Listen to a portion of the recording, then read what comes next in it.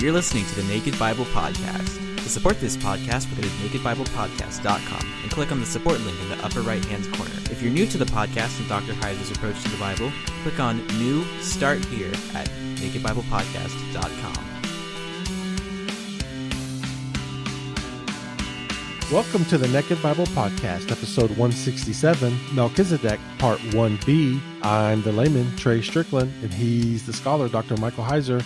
Hey, Mike, how are you? Pretty good. Looking forward to getting back into Melchizedek. Long way to go. Absolutely. And also, Mike, real quick, I want to remind everybody that the voting starts now by the time you're listening to this podcast. And actually, we're going to let the voting run through August 14th, I believe it is. It'll be up on the website, so you can go take a look at that information if you need it. And also, Mike, we're going to do something else about Melchizedek. We're going to have an entire episode dedicated to Q&A for it. So what we're going to do is ask our listeners out there to submit questions about Melchizedek specifically to me at treystrickland@gmail.com. Please include Melchizedek in the subject line of the email. And also, Mike, you might want to hold on with your questions until you listen to all the episodes, because you probably will tackle most of people's issues or questions about Melchizedek, right? Yeah, because we've got a few more episodes. And again, we decided to tack on the Q&A because you just can't get enough Melchizedek, can you? Well, we just figured there's always questions, right? I mean, for every answer you give, there's 10 more questions. So this is a good subject matter to probably have an entire show dedicated just for the people's questions specifically. And again, we're not going to be able to answer everyone's question. So again, you probably want to wait until you get all the episodes of Melchizedek done. And I think, Mike, the last part 3 of Melchizedek will air, I believe it's August 5th. And we're going to give y'all a week to come up with your questions if you want. So if you want to save your questions for August the 7th through the 14th, because we're going to cut off submissions for the questions on August 14th. So again, Melchizedek Part 3 will air August 5th, and that gives you basically a week to come up with your questions and make sure that Mike hasn't already previously covered your question in the previous episodes. And then again, the cutoff is the 14th. All right, Mike, you want to remind everybody about your upcoming trip? The travel schedule, on the 22nd, July 22nd, I will be in Northport, Washington. Go up to drmsh.com, look at the calendar, click on the link for that event. That's the 22nd, and you get the details there. I can tell you right now, there's going to be limited seating, I would think. It's a very small town. We're using one of the churches there. So who knows, we might get more people there than are actually in this town. So, be advised if you want to come, please do. But you might run into a situation where seating is limited. And you're going to make an attempt to try to record the audio and possibly video as well. So hopefully we'll get one Fern and Audrey are going to be there with me, and they, have assented to being at least audio recorded again. But I think they'll be fine with video. We've chatted about that. The reason for my hesitation is not them. I just can't actually recall what we said in the last email.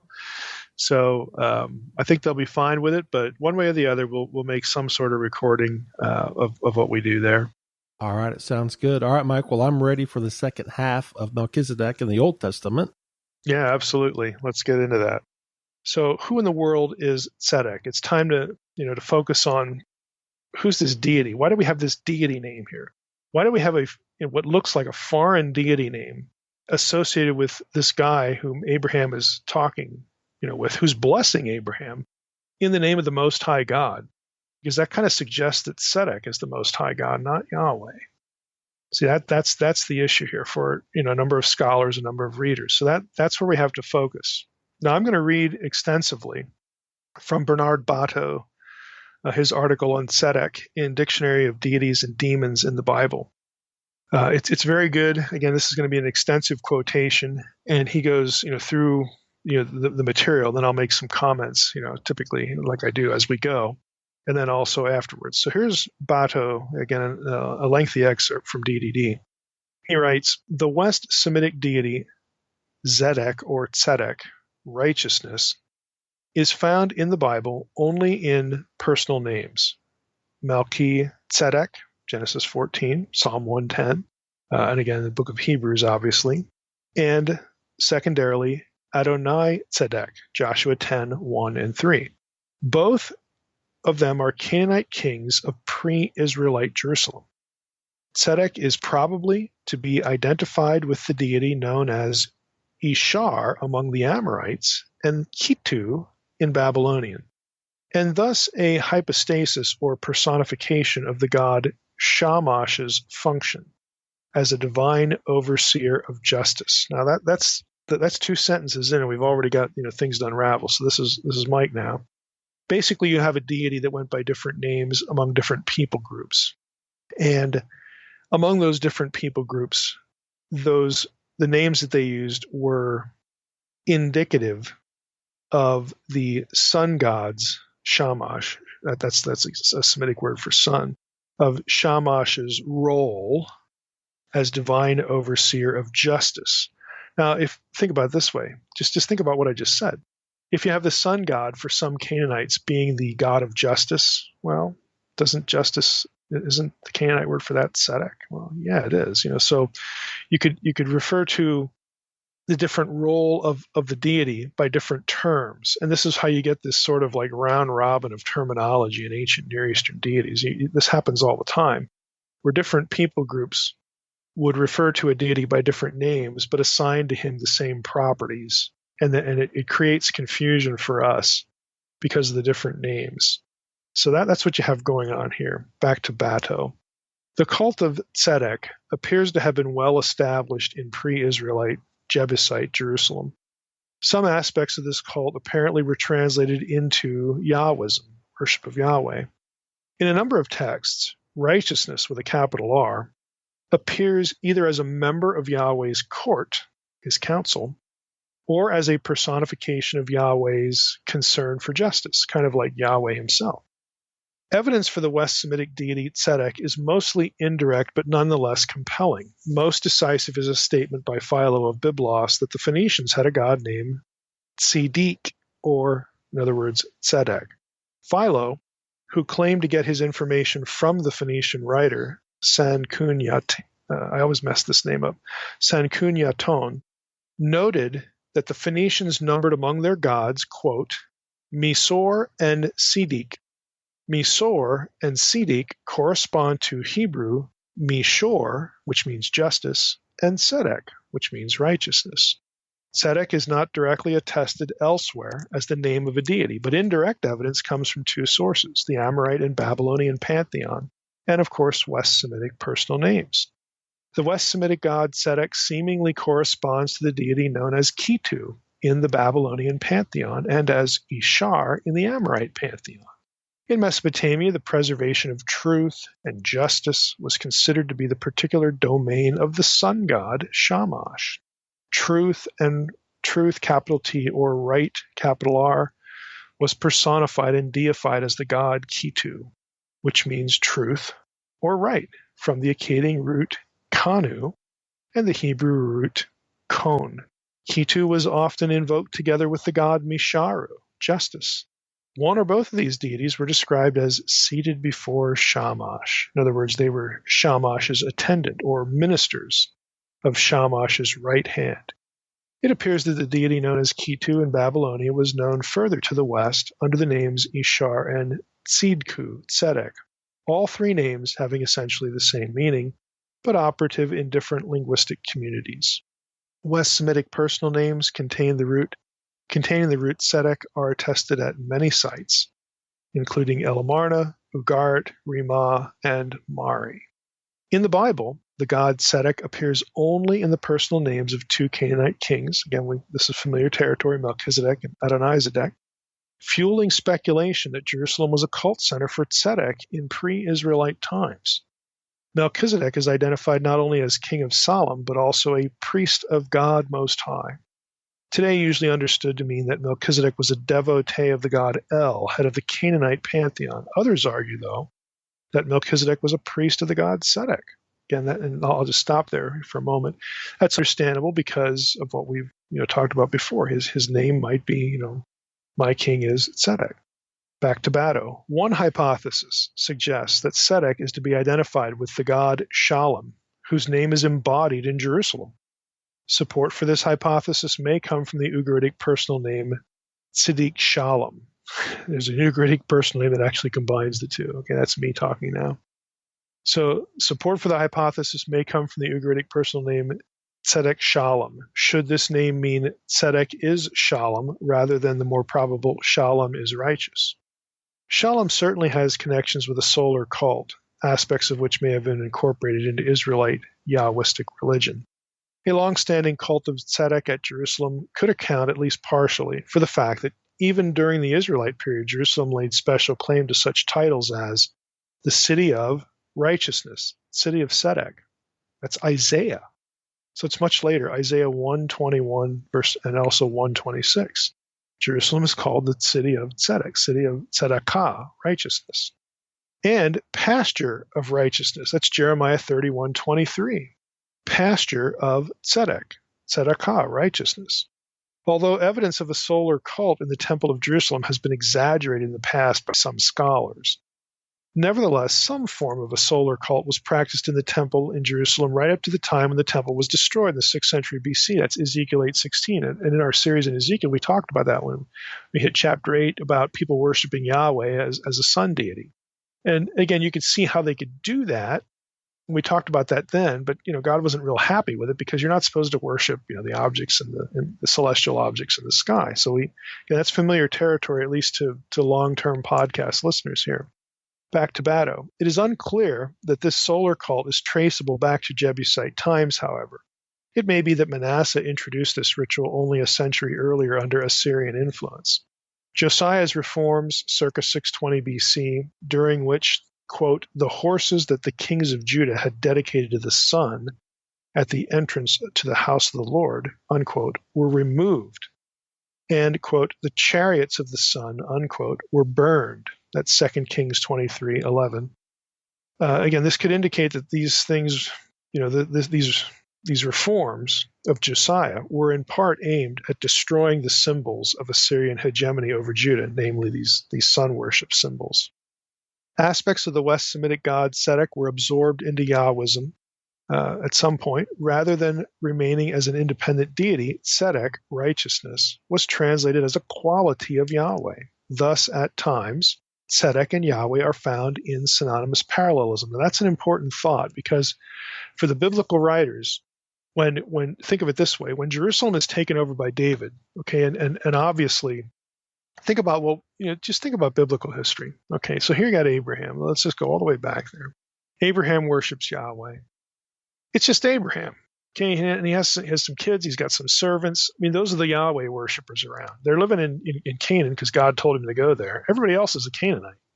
So, of course, you're going to run into people who are Canaanites. And they're going to be, people like this Melchizedek guy, who is a priest of the Most High God. And at the time, just think about what we have to deal with here. Could we say that Melchizedek at the time considered the Most High God Tzedek? In other words, that was his name for the Most High God. When if you walked up to Melchizedek and said, "Hey, who's the Most High God?" he would say Tzedek. All right. So that doesn't mean that it's a different deity than Yahweh necessarily. Okay. It means that we have a different name for the same deity. Again, it can go either way, and scholars are divided. What we know for sure, though, is that by the time you get David come in there, take control of the city, there's no ambiguity as to who David's worshiping. And when the historical books, again, get written, they're going to reflect a theological revolution. That no, we're not going to come into this place called Jerusalem. And, okay, we're coming in here as Yahweh worshipers, and yeah, you guys are doing your Tzedek thing over here. No, we're here to tell you that the Most High God is Yahweh. And you have this sort of textual merging that reflects this sort of, what's the term I'm looking for? Kind of a theological statement. I don't want to say theological takeover, but that might be a good way to put it. David goes in there and says, we are claiming this turf because this was given to our ancestors by Yahweh, the Most High God. We are claiming this turf, this city. This is going to be my capital. I am the one chosen, by God to be king. And this is going to be his place. And we're not messing around with all these other deity names. If there's talk of the Most High going on here, we're not going to use the term Tzedek. We're going to use the term Yahweh because he is the Most High. So it's difficult for us looking at this, to think how this system kind of worked. Again, maybe this is a poor analogy, but think about the way we refer to God. We refer to God, as Yahweh, as El Shaddai, as Father. I mean, if we really sat down and thought about it, we probably got 10 or 15 ways that we refer to God. And we don't theologically have any other deity above him, but yet we use all these different names. And what if we were doing that in a historical context where some of the people who heard us use these names thought we were referring to other deities? That's the kind of thing you have going on in biblical times. It's really confusing to know who's thinking what about a single deity or more than one deity at any given time.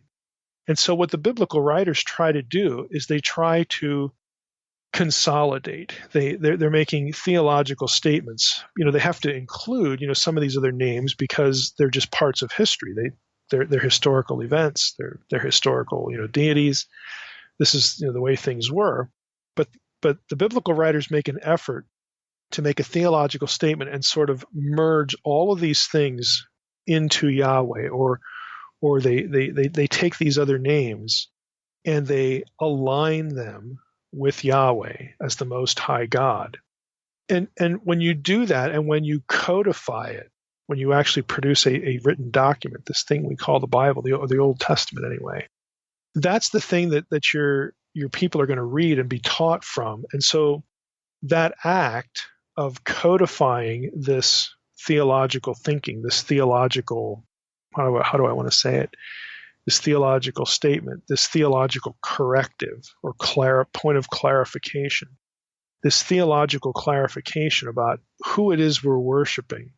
When you do that and you codify it in a written document, again, the Old Testament, that is sort of at the forefront of a transition of theological thinking. So, it's really hard to say, again, even with certain biblical characters, what they were thinking about at any given point theologically, because all we have is a particular story about them. They might bear a name like Melchizedek. We don't really know who he was thinking about or what he was thinking, but we do know what the biblical writer is thinking. The biblical writer is going to make sure that names like Tzedek or El this and that, Shaddai, whatever, the biblical writers are going to make sure that their readers know that who we're talking about is the God who made a covenant with Israel. His covenantal name is Yahweh. He could go by these other names and did, and we have biblical evidence for that. Their agenda, and I'm using that in a good way, they're trying to teach theology by this strategy of subsuming all this other deity stuff, these deity language, these deity names, subsuming that into Yahweh of Israel, the covenant, name of the God who brought us out of Egypt and all that sort of thing. The Bible itself in its creation is a theology lesson. It's putting forth a theology. Now let's go back to Bato, pick up where we left off. He says again, rather than remaining as an independent deity, Tzedek, righteousness, was translated as a quality of Yahweh. In other words, it's not biblical writers transform the name away from being possibly understood as a separate deity, and they make it a quality of Yahweh. They bring it, they subsume it with Yahweh. They're going to do this with other deities like Dever and Ketev. They don't, the Canaanites would think these are big time deities. In certain passages, this is just me now rabbit trailing. In certain passages, Dever and Ketev again are depicted as servants of Yahweh. Again, that's a theological statement like Habakkuk 3. They follow in Yahweh's retinue. Dever, and Ketev is, plague, this sort of plague language and disaster language. They serve Yahweh. They're subservient. They're lesser. They're part of his own heavenly entourage. They do his bidding for him, okay? And both those terms have to do with natural disasters. So that it's a theological statement. Other deities are reduced to servants of the Most High, who is Yahweh, or their attributes get absorbed into Yahweh as the Most High. This is the biblical writers do this all over the place because they are teaching theology. That's what they're doing. So again, back to Bato again. I'll try to get through this section. Rather than remaining as an independent deity, tzedek, righteousness, was translated as a quality of Yahweh. Thus, at times, tzedek and Yahweh are found in synonymous parallelism. Here's some examples. Hearken to me, you who pursue righteousness, tzedek, you who seek Yahweh. It's Isaiah 51:1. They're used in tandem there. Another example, they will be called the oaks of righteousness, tzedek, the planting of Yahweh. Isaiah 61:3. Tzedek and Yahweh used in parallel. Psalm 4:6. Sacrifice sacrifices of righteousness and trust in Yahweh. At other times, Bato continues, righteousness, again, capital R, seems to be used as a part of a compound name, Yahweh, righteousness. That is in Psalm 17, verse 1. You have, ESV has, hear a just cause, O Lord. And in Hebrew, you could actually translate that, hear, O tzedek, Yahweh. You could combine those names there, attend to my cry. Sometimes, Bato continues, it's also used as a substitute for Yahweh. For unto righteousness, unto tzedek, will judgment return. That's Psalm 94:15. In some instances, righteousness, tzedek, appears as a hypostasis of the divine sovereign's invincible right arm, by which he rules the world and protects his devotees. Psalm 48:11. Righteousness, tzedek, fills thy, in other words, Yahweh's right hand, fills Yahweh's right hand. Isaiah 41:10. I, Yahweh, will support you with my right hand of tzedek, my right hand of righteousness. Isaiah 51:5. My, Yahweh's righteousness is near. My salvation has gone forth, and my arms will rule the peoples. In Psalm 118, the two typologies are joined after a reference to vindication through the, quote, right hand of Yahweh, unquote. In verses 15 and 16, the psalmist prays in verses 19 and 20, open for me the gates of righteousness, tzedek, I will enter them, praising Yahweh. This is the gate to Yahweh through which the righteous enter. Poetic parallelism here allows no doubt that the gates of righteousness is the semantic equivalent of the gate to Yahweh. Yahweh is tzedek, the defender of righteous persons. Jeremiah 33:16 also played on this theme, declaring that in the end time Jerusalem will be known by the name Yahweh is our righteousness. Yahweh is our tzedek. Now, one more section from Bato here. Tzedek and Mishor. Again, remember those, righteousness and justice is what those terms mean. Tzedek and Mishor were attendant deities of Shamash. They also have their reflexes in Yahweh worship as dual qualities of the God of Israel. Isaiah 11:4 says that the Spirit of Yahweh will possess the Messianic king, with the result that, quote, he will judge the weak with righteousness and defend the poor of the earth with justice. He will judge the earth with tzedek and defend the poor of the earth with Mishor. That's Psalm 45:7 and 8. Other passages substitute the plural mesharim for mishor as the parallel word to tzedek, but the concept is the same. Example, Psalm 9:9. He judges the world with righteousness, tzedek. He judges the peoples with justice, again, mishorim. Psalm 58:2 contrasts the righteous rule of Yahweh with the chaotic rule of the false gods. Quote, do you truly, O gods, speak righteousness, tzedek? Do you judge humans with justice, mishorim? Psalm 98:9. In Psalm 98:9, even the normally rebellious waters of chaos acknowledge the kingship of Yahweh. Quote, he will judge the world with righteousness, tzedek. and the peoples with justice, Mishor. In Isaiah 45:19, Yahweh derides the gods of the other nations and proclaims that he alone is capable of salvation. I am Yahweh, who declares righteousness, Tzedek, who announces justice, Mishor, unquote. That's the end of Bado's entry, at least what I'm going to use from it. So you see what the biblical writers are doing. Where does all this leave us? Biblical writers polemically associated Yahweh and Tzedek. They merged them. They combined them. They are teaching theology. Consequently, Melchizedek could bear the name of Yahweh or Tzedek and not violate the theological proposition that Yahweh or Tzedek, because in the final form of the biblical text, they're one and the same. Okay, he could bear the name Tzedek and refer to him as Most High because Tzedek was Yahweh. Okay, it's not a problem. In its historical setting, again, do we really know that Melchizedek comes out to meet Abraham and he's, hey, hi, I'm Melchizedek. My name is, my king is Tzedek, and I really know that that's your Yahweh. Is Melchizedek thinking that? Well, we don't have any way of knowing that. But again, let's stick with what we do know and what the biblical text shows us. What we do know and what the biblical writers do is they make it clear that, look, we got this plurality of names going on here, but it's Yahweh who is the Most High. And all of these other names are going to be subsumed into him because that is our theology. That is what we believe. That is the truth that we are putting forth, that Yahweh is King of Kings and God of gods. And at one time, we may not have cared what name you used. At one time, we wouldn't have batted an eye because, it's kind of like inside baseball. We all know what we're talking about here.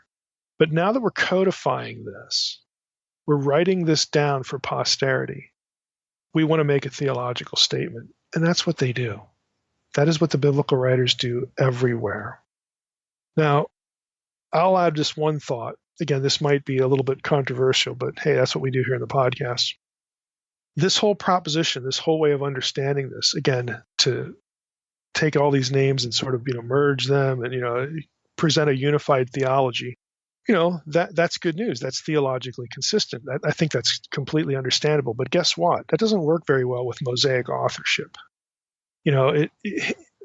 How would we assume that Moses knew any of this or Moses strategically did this? Because Jerusalem hadn't been conquered. It's not conquered by Joshua's day.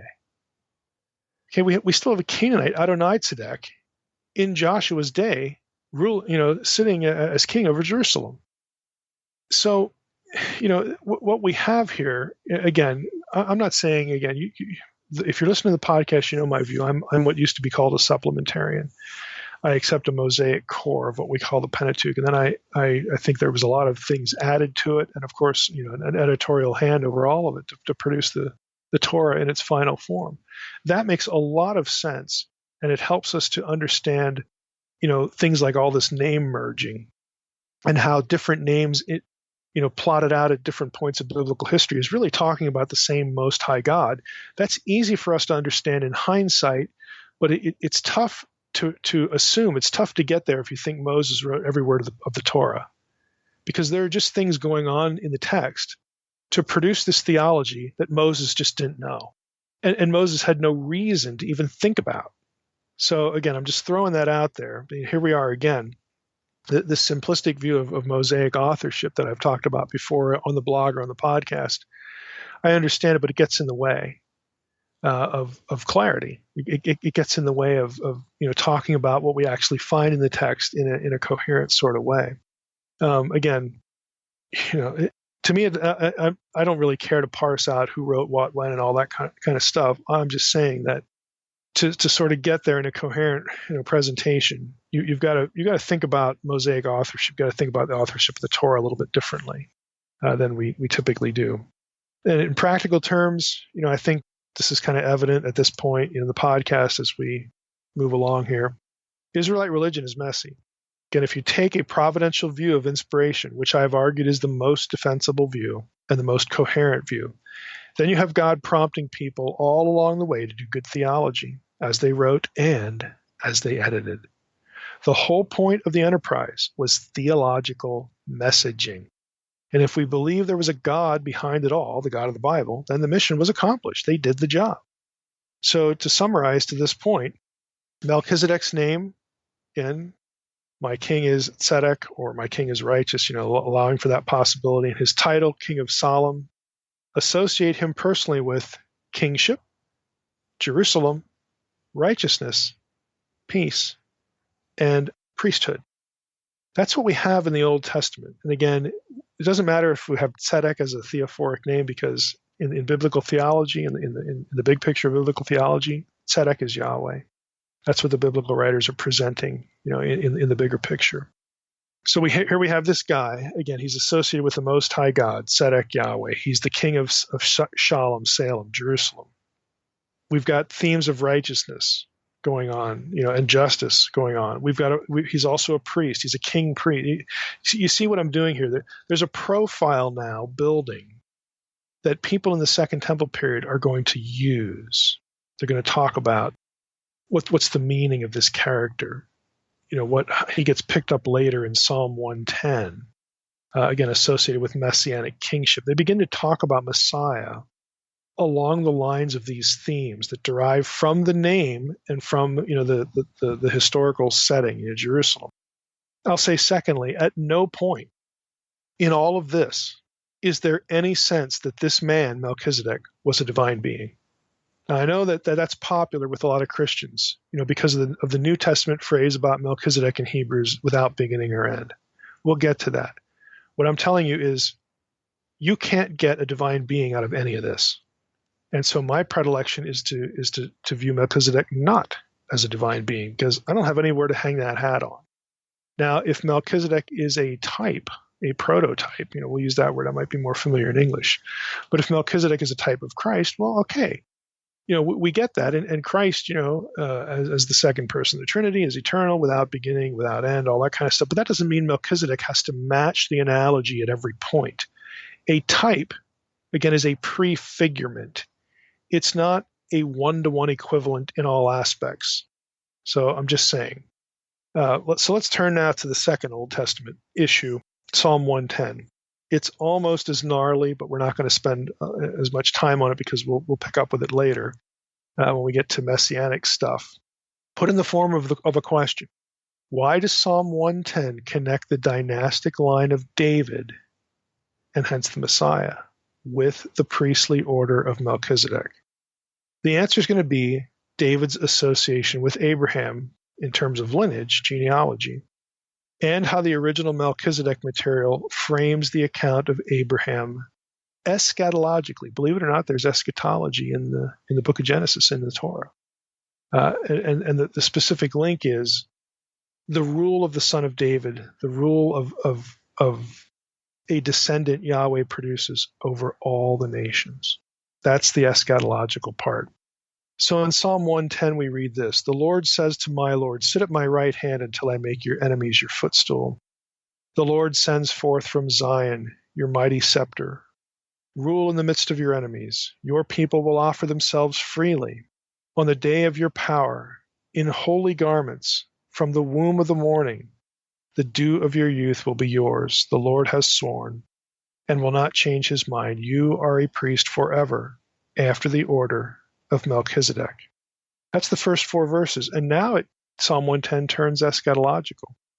The Lord is at your right hand. He will shatter kings, plural, on the day of his wrath, day of the Lord. He will execute judgment among the nations, filling them with corpses. He will shatter chiefs over the wide earth. He will drink from the brook by the way, therefore he will lift up his head. Now again, there's lots of technical argumentation based on intertextuality throughout the Torah, and with Melchizedek and Abraham and this psalm, all these points of linguistic connection. It's not going to translate well to a podcast, but I'm going to pick a few out. Think about it this way. Ask yourself this question. Is it a coincidence? Okay, is it a coincidence? Let me set it up this way. Here, we just read Psalm 110. We have this statement about, hey, messianic guy. Okay, the Lord says to my Lord, sit at my right hand till I make your enemies your footstool. So the messianic king is going to have a scepter. He's going to rule in the midst of his enemies. He's sent forth from Zion. He's a priest forever after the order of Melchizedek. And then it turns to this day of the Lord language about the conquest of the nations.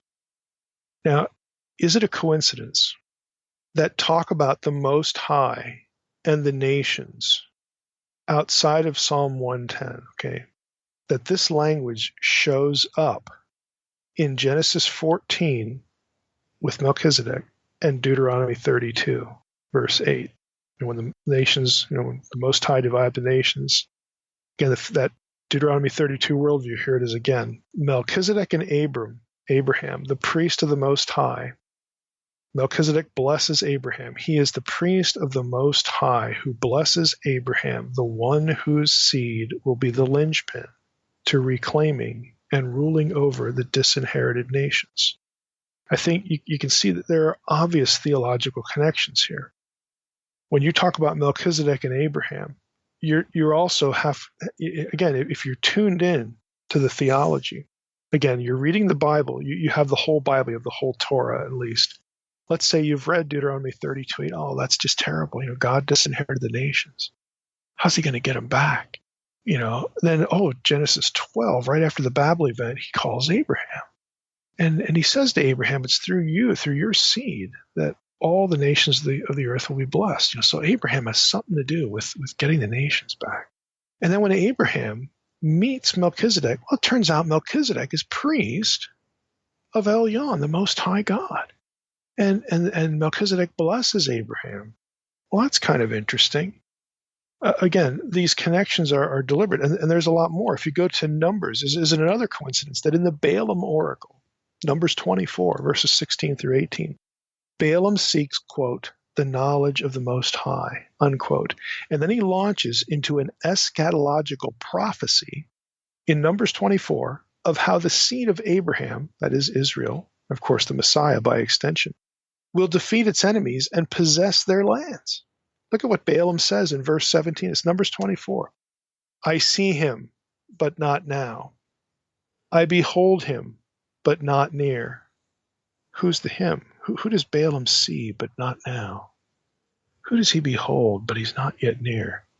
A star shall come out of Jacob, and a scepter shall rise out of Israel. Ooh, that sounds like Psalm 110. Yeah, it does. Again, that's not a coincidence.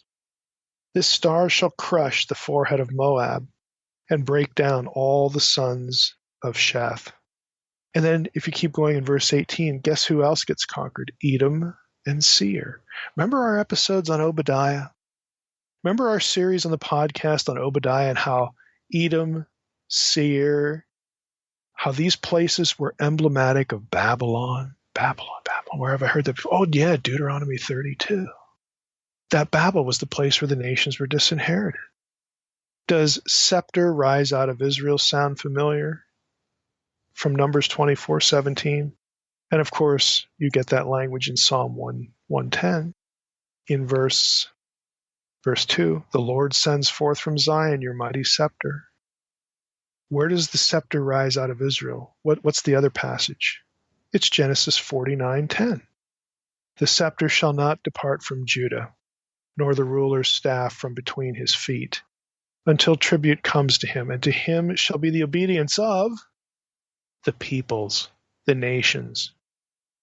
Did you ever look for the context of Genesis 49? If you go back to verse 1, the context is, quote, in days to come. In Hebrew, it's literally the last days.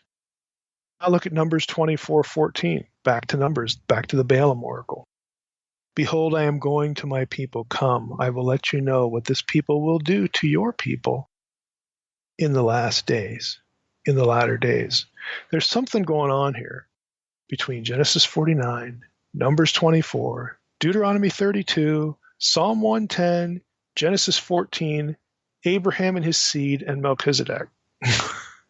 All of these things are tied together. And the context for tying them together is reclaiming the nations that were disinherited. Deuteronomy 32 worldview again.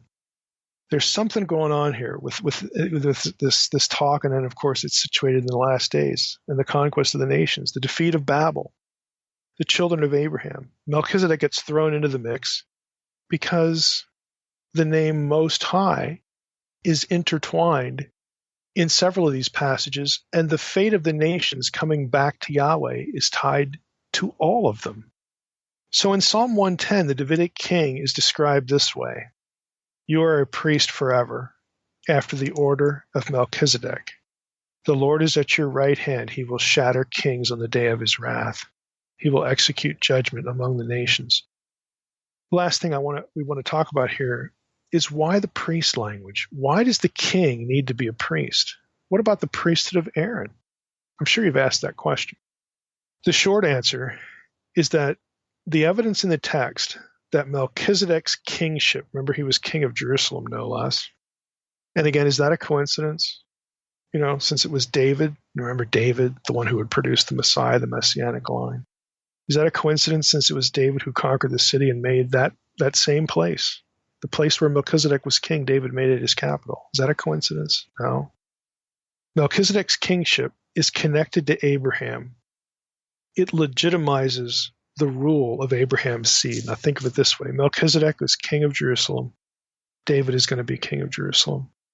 Melchizedek was priest of the Most High. So by connecting Melchizedek to David by means of Jerusalem, it also connects both of them to David, because David is a descendant of Abraham. And it legitimizes the rule of Abraham's seed, who is David. And of course, ultimately you could say the same thing about the seed that David produces. It's also a descendant of Abraham, and that's the Messiah. It's Jesus. That's why another one of the reasons why we have Jesus' genealogy going back through both of these guys. It would seem reasonable to think that this original kingship, the original kingship of Jerusalem doesn't go back to David, it goes back to Melchizedek. The original kingship of Jerusalem also entailed a priestly role, and the priestly role would not be inherited by the sons of Aaron. It would be inherited by the descendants of Abraham. And it has chronological priority over the Aaronic priesthood. So the Aaronic priesthood split the role between, it gave Israel two leaders. Political leader was Moses, priestly leader was Aaron. The argument that Aaron's priesthood, catch this, I've mentioned this before in Q&A about Melchizedek, but we have to bring it up again. Think about this. This is kind of a radical thought.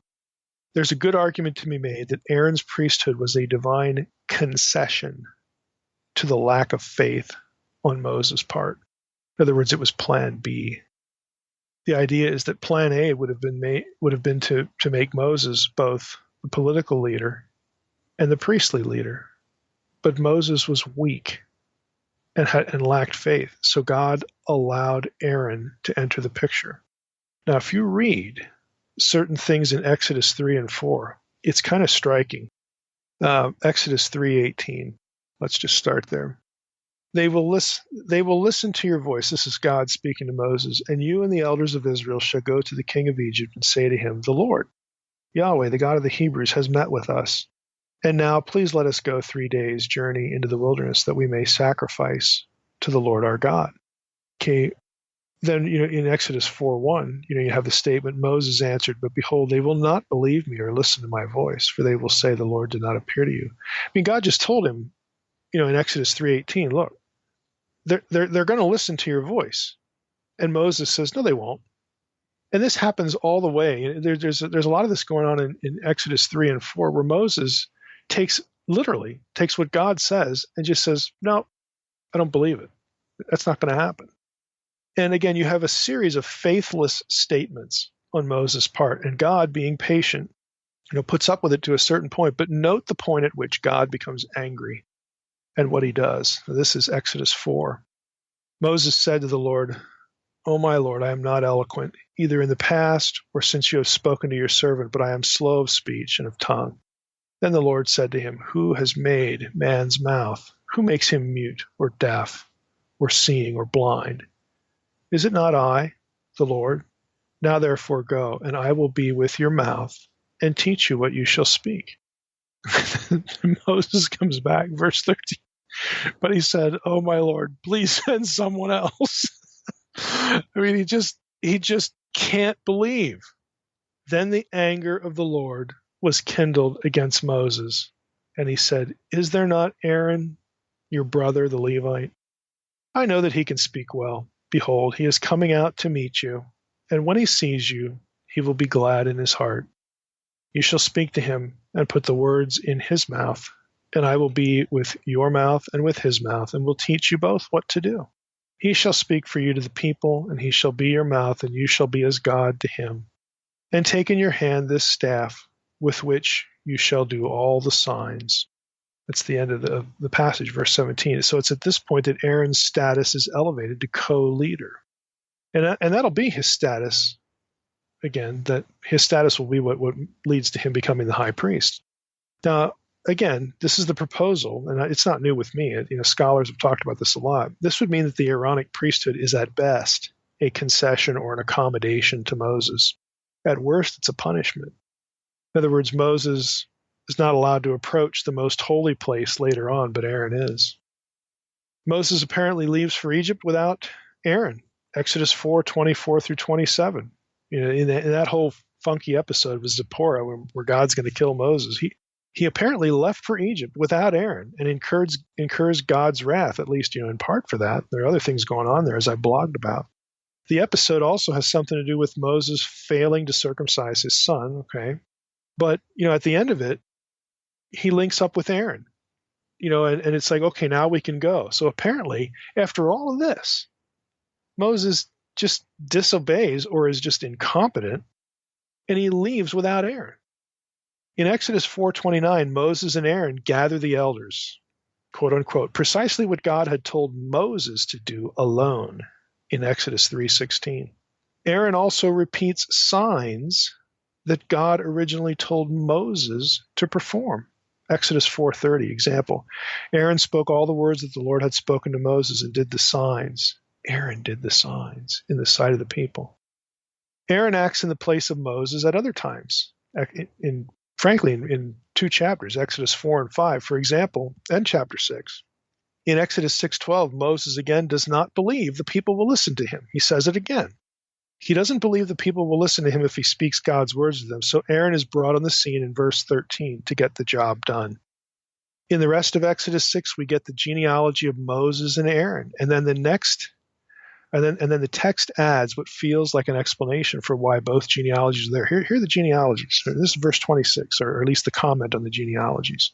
So you have the genealogies, and then you run into verse 26, and it says this, Exodus 6. These are the Aaron and Moses to whom the Lord had said, "Bring out the people of Israel from the land of Egypt by their hosts." It was they who spoke to Pharaoh, king of Egypt, about bringing out the people of Israel from Egypt. This is Moses and this Aaron. On the day when the Lord spoke to Moses in the land of Egypt, the Lord said to Moses, "I am the Lord. Tell Pharaoh, king of Egypt, all that I say to you." But Moses said to the Lord, "Behold, I am of uncircumcised lips. How will Pharaoh listen to me?" The writer here, is this Moses? Here we are back to the Mosaic authorship here, but the writer here, right after giving the genealogy of both, basically has to explain why Aaron's there. And he does. So the leadership, think about the flow of the biblical history. The leadership up to this point, up to Moses, had been one guy, Abraham, Isaac, Jacob. You can almost count Joseph, but we'll just stick with the major patriarchs. Then you hit Moses. They're single leaders and single mediators. They're the go-betweens between themselves, and the rest of the people, and between God and the rest of the people. And here with Moses, it splits.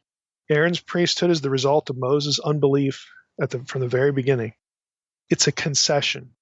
And incidentally, doesn't that make the golden calf incident all the more tragic? Because that's Aaron's fault. Moses will eventually step up, but by then the Aaronic priesthood is in place. Now, presuming the Melchizedek priesthood is legitimate because it predates Aaron, and it goes back to Jerusalem, and it's linked to Abraham, whose seed will bring back the nations. Okay, assuming all that, presuming the Melchizedek priesthood is legitimate, it was the ideal. It was political leader and priesthood combined, just as was God's original pattern. Some very obvious connections to the apocalyptic Old Testament framework for Melchizedek again spring from this. Look at the passage. Go back to the passage. The Lord says to my Lord, sit at my right hand until I make your enemies your footstool. It's kind of interesting because that means that the Lord says to my Lord, sit at my right hand until I make your enemies your footstool. He's already reigning. He's already seated at the right hand, but not yet. He's not yet triumphant over the nations. Verse 2, the Lord sends forth from Zion your mighty scepter, rule in the midst of your enemies. Zion is Shalom. It's Jerusalem. The Lord has sworn and will not change his mind. You are a priest forever after the order of Melchizedek. The Lord is at your right hand. He shall shatter kings on the day of his wrath. He will execute judgment among the nations. He will shatter chiefs over the wide earth. So, you have this sense even in Psalm 110 that a descendant of David blessed by Melchizedek is already reigning but not yet. Okay, there's this sense that we have this already not yet thing going on. So again, to wrap this up, who is Melchizedek in Old Testament thought? We're just focused here on Old Testament. We've gone through a number of these things. There are lots of issues here. As long as we've taken it, it's still just touching the basics. You could drill down, further on any number of these points. But we've got a situation here where we have, again, these passages connected. We have these two individuals, Melchizedek and Abraham. Abraham, again, is connected to the nations because it's his seed that will bring them back. Melchizedek is connected to the fate of the nations because he is the priest of the Most High God. And it was the Most High God who divorced the nations in the first place back in the days of Babel. These themes are connected. They're these textual links in and among all of these different passages. You had the Balaam language about the scepter, about the star that will rise. Okay, he's seeking the knowledge of the Most High. All this stuff that we've been through. Who is Melchizedek? Well, he is the prototype. Other than being a person in history, in the life of Abraham, he is the prototype for the human king priest. He's a human leader, but he also has a mediatorial role to all other humans and back to the nations. Again, this is a post-fall story. So we have the restoration of human priest kingship ruling in God's stead. In other words, Melchizedek is kind of, he's the prototype for the king that will come, but he's also emblematic of what Adam was too. The original king, steward, ruler in Edom, and he was the mediator between God and all the other humans that would be born from Adam and Eve, from the union of Adam and his wife. So Melchizedek, again, is part of that template. And that template was consistent. You have one ruler, you have one figure that God is sort of using as a priest to the rest of his descendants, his family, the patriarchs, Abraham, Isaac, and Jacob. That extends, again, all the way up until Moses. When you hit Moses, it bites the dust. Let's just put it that way. It fails. It fails because of Moses. God has to make a concession. But Melchizedek, again, is the template. And that's why he is referenced as the ideal, as if you're going to have the Messiah, and the Messiah is going to be the second Adam, and the Messiah is going to be a king and a priest, the only touch point, back to Adam is this guy, Melchizedek. You have to go there. You have to validate the combination of king and priest in the Messiah. You can't validate that with Moses and Aaron. You have to go back to the original template. You have to go back to Melchizedek, again, who blessed Abraham. And there you have the connection to ruling the nations, bringing the nations back, because the Messiah just happens to be one of the seed of Abraham. So it's a complex matrix of ideas. And you get these Melchizedek, prophecies, in Psalm 110 and elsewhere, showing that God planned a return to the priest-king idea. And he connected his rule with the reclaiming of the nations, and that the priest-king would be the seed of Abraham and later the seed of David. The conquest of Jerusalem by David shows God's intention, as the blessing of the priest-king of the Most High in Abraham's own day, showed God's intentions as well. The descendant of Abraham would follow in the steps of Melchizedek. So again, it's complicated. It's a matrix of thoughts, and we're only in the Old Testament.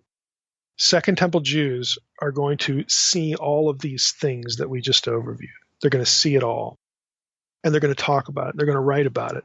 They're going to think messianically with these data points. And they're going to say some amazing things in Second Temple text. And that's what we're going to cover next, because what they say is going to bleed into the New Testament, just like the Old Testament is going to bleed into the New Testament. So that when you get, guys like the writer of the book of Hebrews, he's thinking about the Old Testament, but he's also thinking about the way his own ancestors and contemporaries thought about that Old Testament material. It's going to influence him. He's going to see things. They're going to help him think. They're going to help him make connections. And those connections are going to wind up in our New Testament. Mike, is there any new ideas that you're presenting here about Melchizedek, or are there other scholars out there that are connecting dots like you?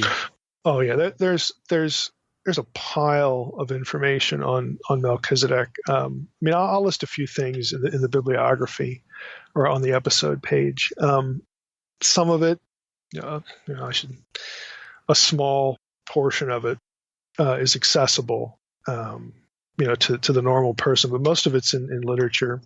There's a whole. I'm trying to think of what might be it's cheap. It's a cheap little paperback. There's a book called Melchizedek and Melchi Rasha, who's sort of the bad guy equivalent. He's going to be the Satan figure. Has a lot of this in it.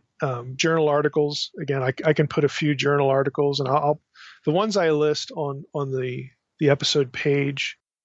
I'll try to put those in the protected folder. I don't know. I might list some things on the episode page that aren't in the protected folder, but listeners will at least get some of that. There just isn't much popularly written that ever really is text-based. It really all springs from the book of Hebrews, and it says, oh, by the way, this Melchizedek guy shows up in the Old Testament. You don't really get all the stuff we talked about here in popular discussions, of Melchizedek. Is there anyone off the top of your head that you can think of or recommend that's trying to pin down who wrote what and when in the Torah? Oh, as far as the Torah, that's a mess. It's kind of like Hebrew and Greek teachers. Everybody wants to write their own grammar.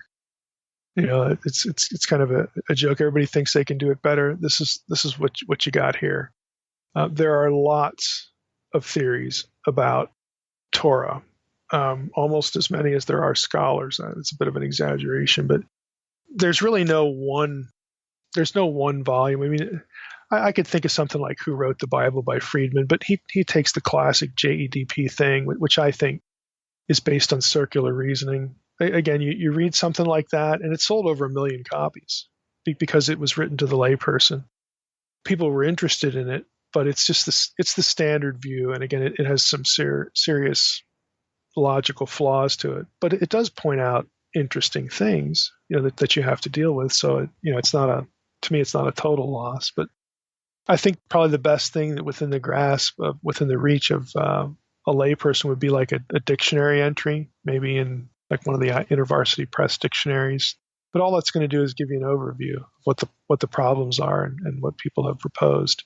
There's nothing that's just going to that ends that debate. Thanks. We don't have to think about that anymore. There's nothing like that. All right. Sounds good. Well, real briefly again, Mike, what can we expect in part 2? Part 2 is going to be intertestamental, Second Temple Jewish literature. How did they think about this Old Testament stuff? What are some of the things they noticed and their speculations about Melchizedek?